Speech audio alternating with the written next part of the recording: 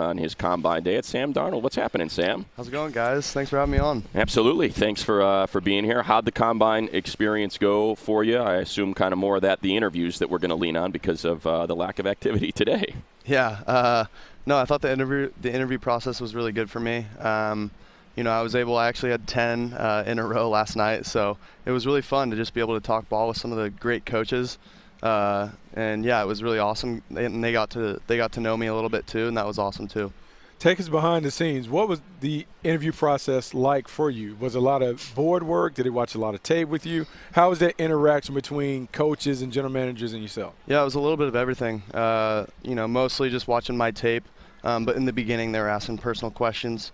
A lot of it, was leaning on the why aren't you throwing at the combine, and I had to answer that. And so it was good. It was fun to be in there, and it was a cool experience for sure. So why aren't you throwing at the combine? We'll ask the question. Just because I thought it was the best decision for myself. Obviously, throwing at my pro day with my guys at SC, so I think it's going to be an amazing experience and something I'm looking forward to. I'm sure some of the guys challenge you on this because everything about you says that you're an ultimate competitor, right, that you love to compete or whatever. How hard is it for you to lean on the advice of others or even yourself to say, I'm not going to compete in this environment when all your life you've been built for competing? Yeah, it was really hard.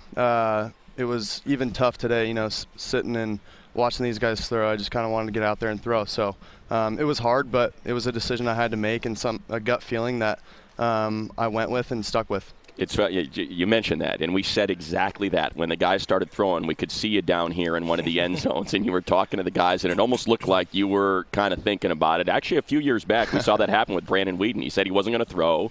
He stood around for about half the throws, and then he just kind of said, screw it, and started throwing. Was there ever that moment today? Did you ever come close, and were you thinking hard about it as you stood there and watched everyone go through it? No, it never crossed my mind. No, I knew that I hadn't made the decision, and I'm a guy that usually likes to stick with his decision, his gut feeling, so just stuck with it. One of the things I really liked about you when I watched on tape is your willingness to take the throw that was there. You didn't play hero ball a lot, and if you saw the coverage wasn't in your favor, you were quick to check down. Can you talk about the process of I guess, patience to know when to take your shot and when not to?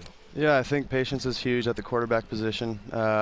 Being able to look at one side, say if it's a full field read, going 1 to 2 to 3, and then possibly down to my check down if I have enough time, but also feeling that internal clock and knowing when to run and when to stay in the pocket. And I think that's something that I needed to work on a little bit after last season. I thought sometimes I would try to stay in the pocket a little too long, and that forced a couple fumbles. And it was something that I brought up and really addressed this offseason. I'm going to continue to address it, and it's something I've really been working on.